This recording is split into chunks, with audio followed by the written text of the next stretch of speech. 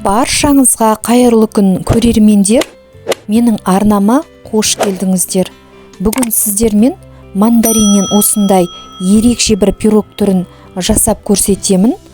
Бұл пирогты үнемі бақылап, қызығып жүрген болатынмын.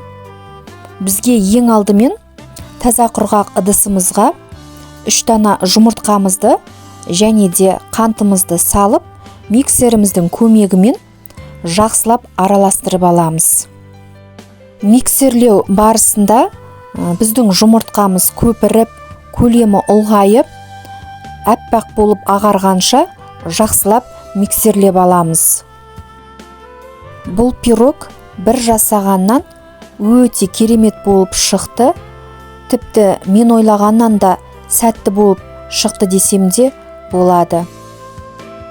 Осылай миксерлеп алғаннан кейін, келесі кезекте дәл осы массамыздың үстінен мұздай салқын сүтімізді және де қысқа толқынды пеште ерітіп алған сары майымызды құямыз.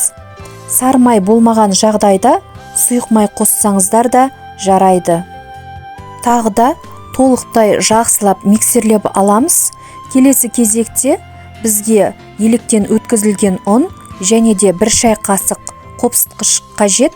Осылай екеуін қасығымызбен араластырып алып, дайын болған массамыздың үстінен бірден салып, тағы да миксерлеп араластырып аламыз.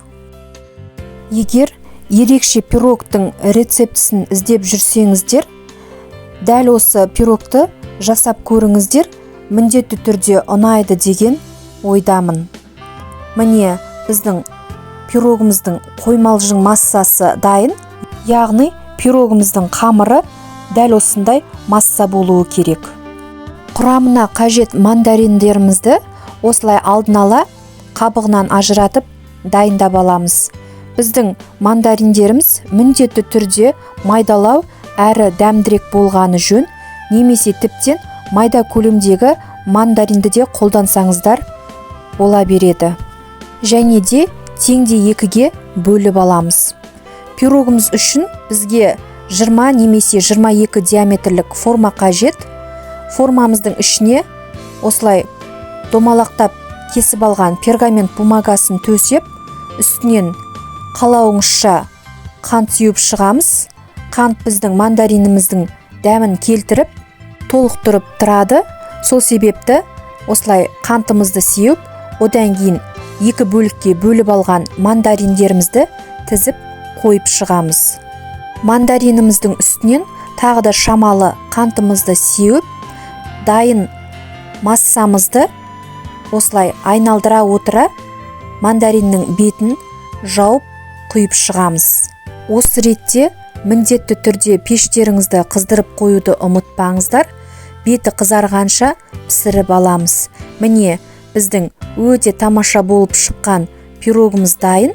Бетінен осылай ыдысымызбен жауып, төңкеріп аламыз. Пирогымызды формадан шешу үшін міндетті түрде толықтай суытып, одан кейін кескен жөн. Осылай бетіндегі пергамент бумагасын алып, бөліктерге бөліп, дастарханымызға ұсынсақ болады. Видео сіздерге пайдалы болса, тегін лайктарыңызды аямай пікір қалдыра отырыңыздар. Әсіресе мандарин ұнататын жандарға таптырмас пирог дерем.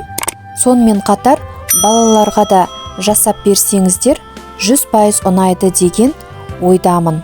Ал бізге ас болсын.